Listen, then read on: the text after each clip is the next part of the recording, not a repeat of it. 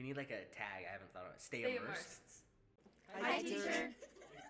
Hello, everybody, and welcome to the Tower of Babel podcast. This is our first iteration of the Tower of Babel podcast. What we're going to be doing here is, my name is Rocky Guerrero. This is Lauren, my wife, and we are owners of a institute of languages called Torre De Babel Instituto de Idiomas. So we are going to be doing this podcast as a way for us to be able to help learners of English as a second language to be able to communicate, get some extra resources, and a bunch of other stuff like that. Yeah, do you have anything to add with it? Thank you guys for listening and watching. I'm Lauren, like you said. We're both teachers here as well as co-founders and directors here at Tower of Babel.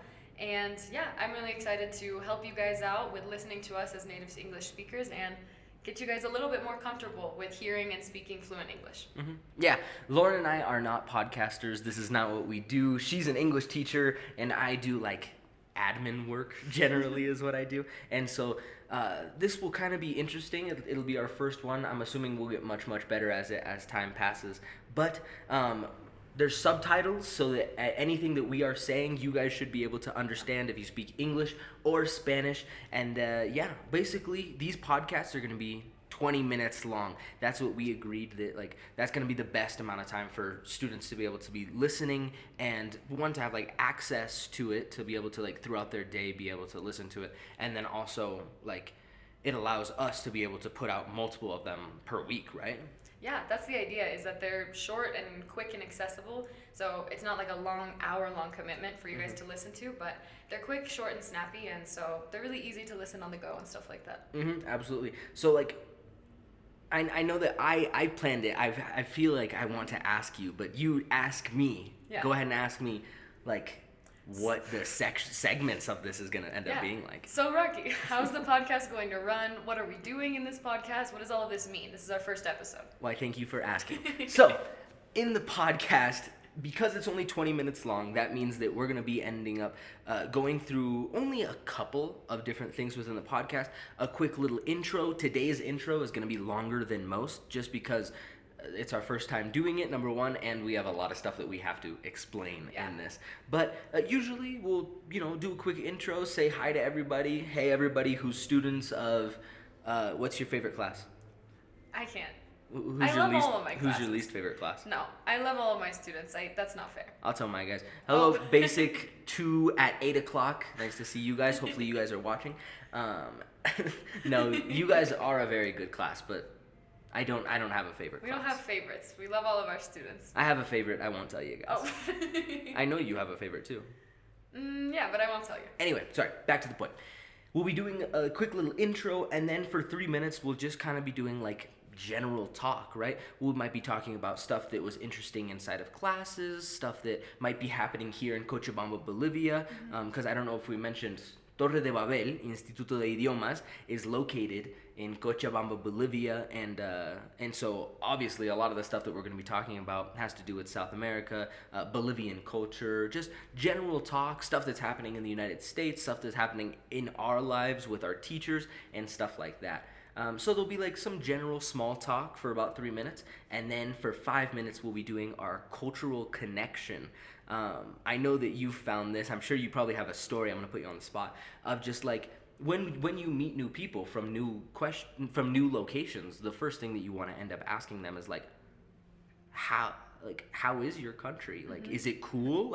Tell me something about it. And so I'm assuming when you meet people are like, how's the United States? Yeah, and that's a big thing I'm really excited for with this podcast is we kind of get to do a cultural exchange. Us as Americans living in Bolivia, you having grown up here, and me having just moved down here with you a year ago. We're Americans or in Bolivia, and so we kind of get to see what all of that's like and kind of show you guys, because being here, getting the language experience is one thing, but we want to give you guys as much immersion and as much of the real culture, how it is, as possible.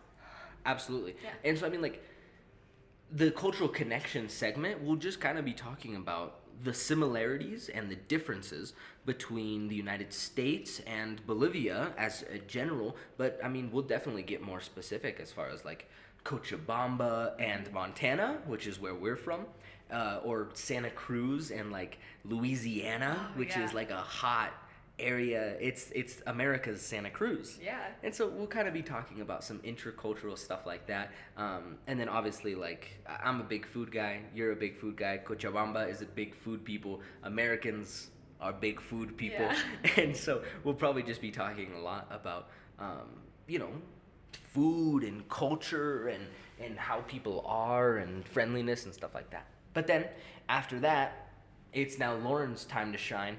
Lauren is one of the best teachers I've ever seen, who's just very capable to be able to explain difficult topics to people like me who really don't understand things very well. And so for 7 minutes, what we're going to do is together, we are going to learn something new about the English language. It might be something you already know, but I bet it's probably not.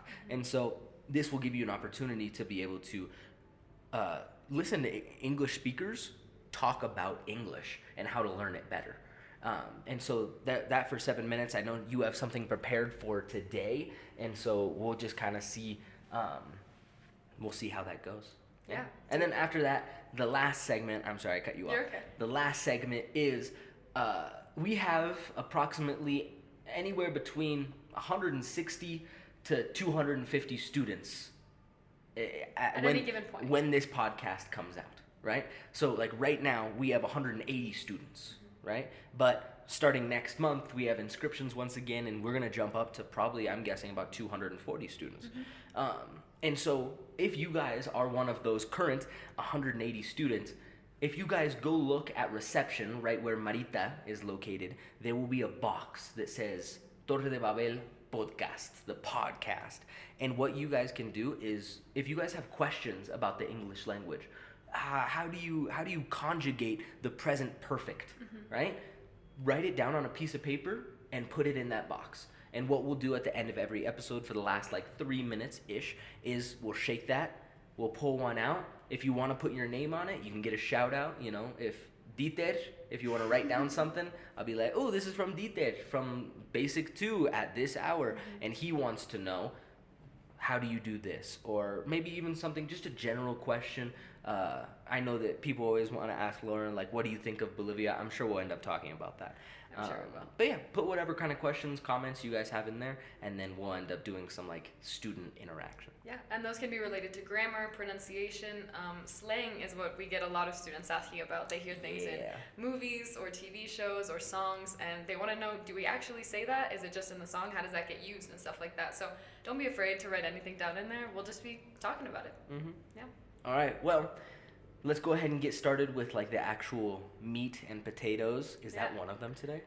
No, but it should meat be. And potatoes. Let's put that as the first one. That's incredible. We'll get into the meat and potatoes of the podcast. I'm about to open my energy drink. Here's some ASMR. Oh, nice. That was the smoke. Yeah. That was really loud. That was beautiful. That was really loud though. Yeah. All right. So, we already did the intro. Let's get into some general talk. I know that this is our first. I can't like get comfortable because I'm trying to face you. Trying to talk to you. But also there. Anyway. That's all right. So some generalities. This is our first time. Is it our first time doing a podcast? Answer it's that. not. In fact, it's actually not. We used to do podcasts for fun, just to kind of talk more, but we didn't actually publish them anywhere. So when you say that we used to do podcasts, obviously you're talking past tense.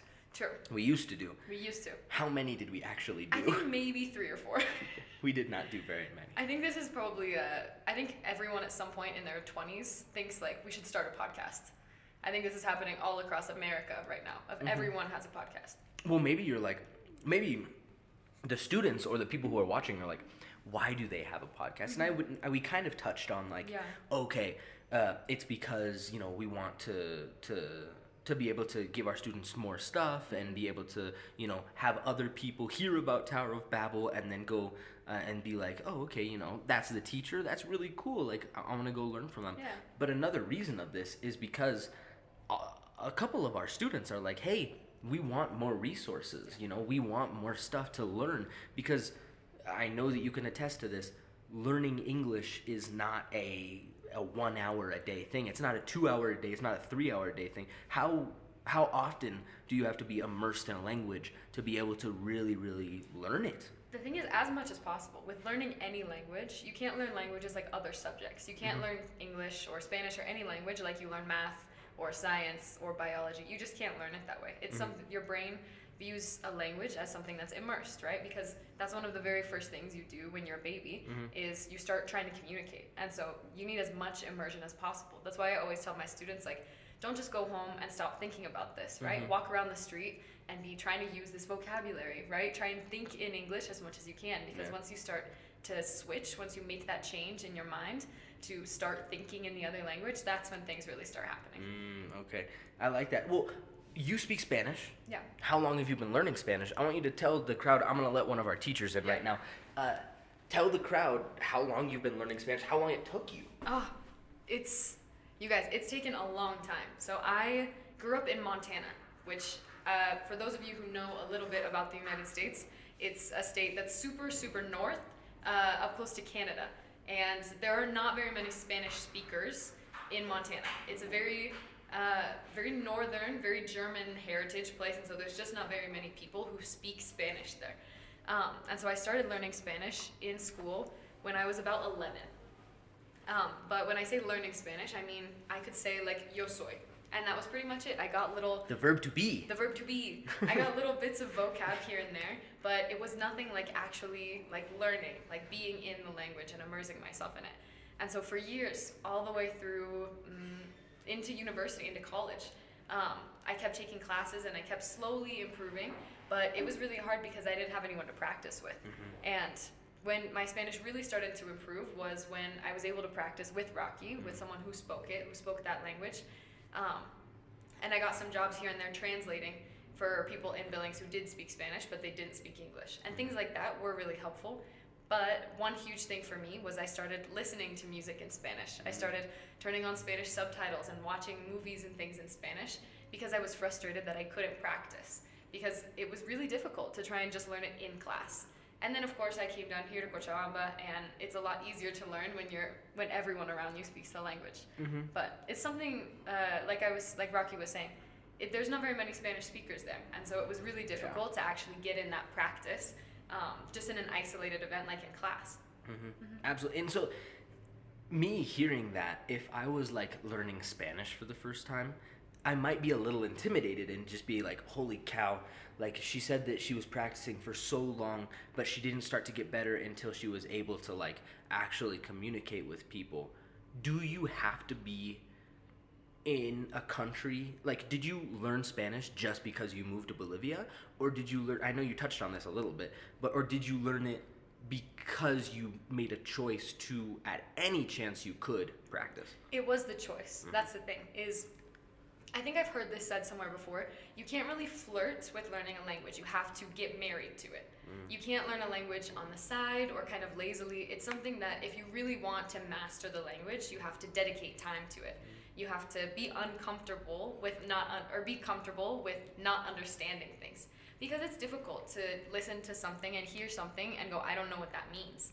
But once you put yourself in that situation with songs and music and reading things in your second language, that immersion is when it really starts. I know lots of people who have been able to learn a language without being in the country where they speak that language. 100%. It's definitely possible. And obviously, some people are more gifted when it comes to learning languages, and some people take a lot longer. I know you're one of those people that you are gifted. I'm not. I mean, it took me like when I say a long time to learn Spanish, it was kind of the same situation. Spanish is my second language. Se nota. I mean, you can tell. I mean, and so like when I moved down here, I was the first time 4.5 years old. Just a baby. So like it really should have been a lot easier for me to learn it. But I went to an English speaking school when I was down here in Bolivia. So I'd wake up in the morning, have breakfast with my family. That's not true. I wake up late. I wake up and immediately get on the bus to school. But at school, we're speaking English. Yeah. The only time I would speak Spanish was in Spanish class. And in Spanish class, you're like, okay, yeah, you know, I learn my stuff, but I can get by generally. But then the rest of school was my math class, my science class, my PE class, everything was in English. And then I'd go home and I'd speak English with my parents Yeah. and my family. I'd watch movies in English. I'd listen to music in English. I'd do everything in English.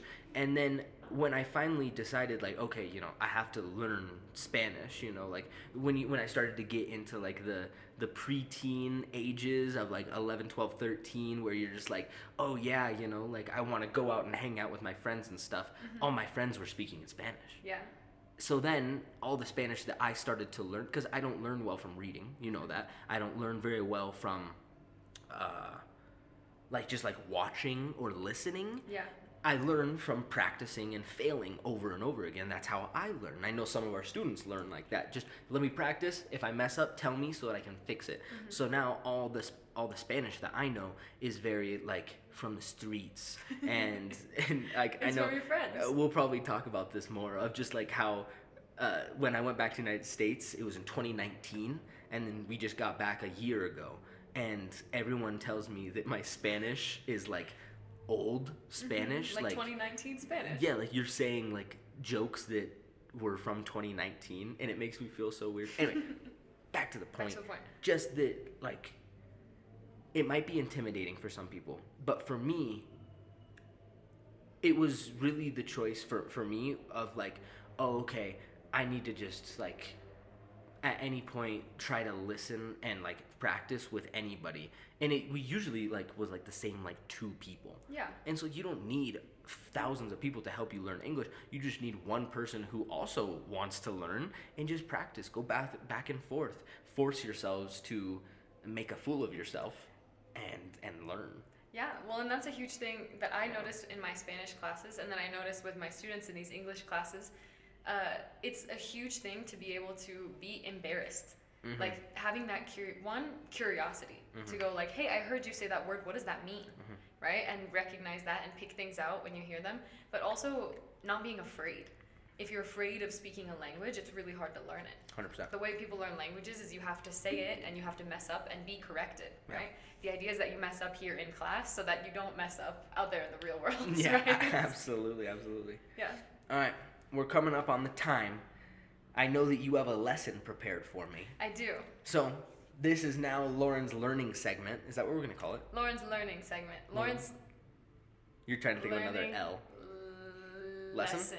That sounds weird though. Learning lesson? Learning, because a lesson is about learning. Yeah. Lauren's We'll workshop the Lauren's name. learning time. Learning time. So we can't do that on the learning time on Learning the podcast. time. All right, No. but it is time. So go ahead and teach me everything that I need to know about what is the topic today. Yes, thank you so much. I have some supplies here. So our topic today is, I figured because we're in Cochabamba, I figured it would be good to start with food. Ooh. So today what I want to talk about is some expressions we use in English that are related to food, right? They might be metaphors or idioms or things like that. Just things that you might hear in movies, TV shows and stuff like that, but it's not necessarily taught in your curriculum, right? So the first one, Rocky actually said this earlier, not even trying to, which was pretty impressive. We call this our meat and potatoes, right? You guys know the direct translation of meat and potatoes, but when we talk about the meat and potatoes of something, we're saying that that is like the main part, right? That indicates that this is the star of the show, right? Because the meat and potatoes are like the hearty part of your meal. That's the big thing. That's gonna fill you up, right? So yes, question. Question. Rocky.